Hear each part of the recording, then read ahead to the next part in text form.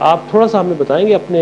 بچپن کے حوالے سے پیر صاحب جی کہ آپ کا بچپن کیسے گزرا، کہاں تعلیم حاصل کی اور یہ شکریہ نظامی صاحب۔ میں نے اپنے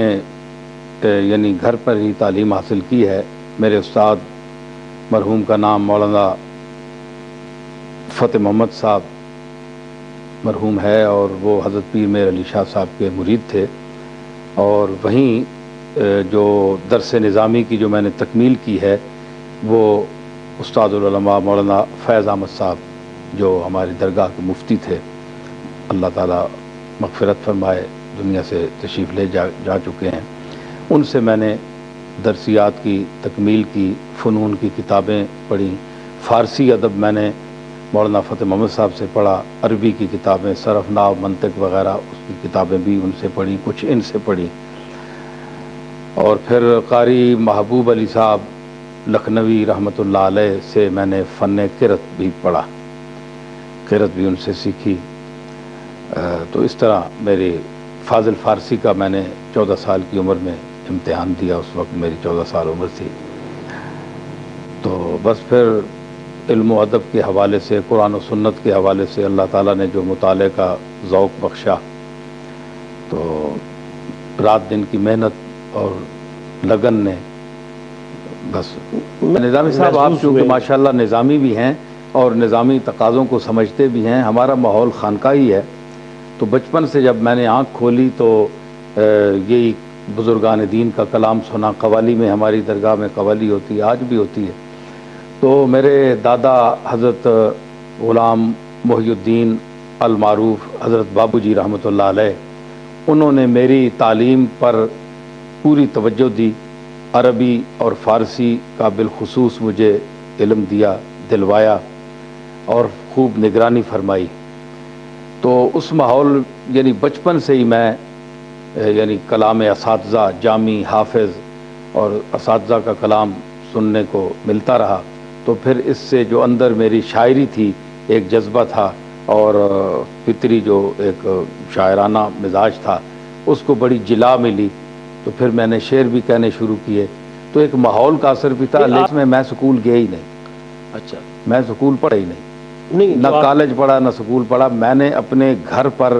یعنی درس لیا، جو کچھ میں جانتا ہوں کہ میرے استادوں نے، ہم چٹائیوں پر بیٹھ کر پڑھے، اور ہم نے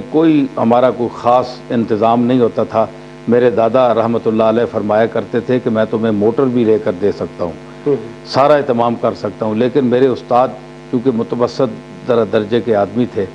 تو وہ مجھے اپنے ساتھ، ہم بسوں پہ جاتے تھے، تو ہمیں ایک عام غریب آدمی جس طرح پڑھتا ہے اس طرح میں پڑھا، 12 سال میں ان کے ساتھ رہا، ان کے گھر پر پڑھا،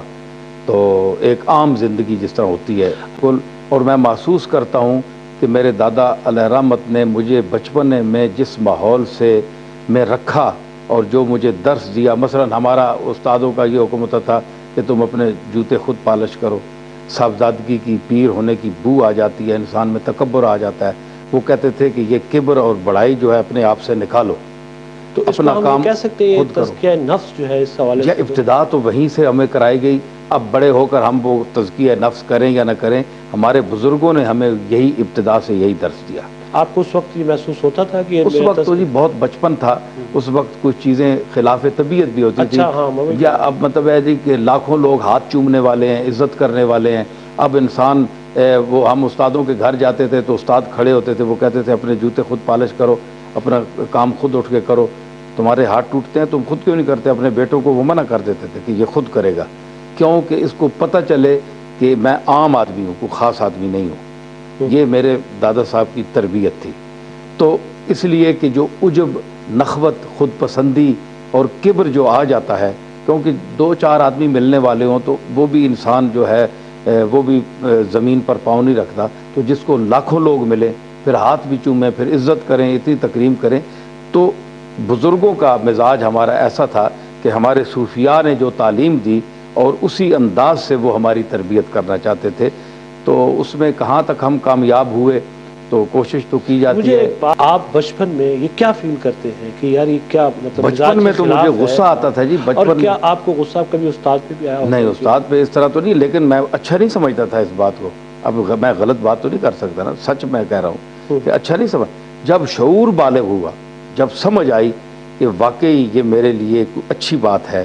جو کچھ یعنی بہت یہ عرصہ گزرنے کے بعد مجھے یہ محسوس ہوا کہ جس ماحول میں مجھے رکھا گیا وہ میرے لیے بہتر تھا۔ مثلا بسوں میں جانا، دھکے کھانا، عام لوگوں میں کھڑے ہو جانا، ایک درگاہ کا، میں بہت بڑے دادا کا پوتا ہوں، جی اللہ نے ہمیں بڑا فضل کیا ہے، اللہ نے پیسہ بھی دیا ہے، دولت بھی دیا ہے، سب کچھ عطا، لیکن اس کے باوجود سٹاپوں پر دھکے کھانا، 4 4 گھنٹے ہم کھڑے رہتے تھے،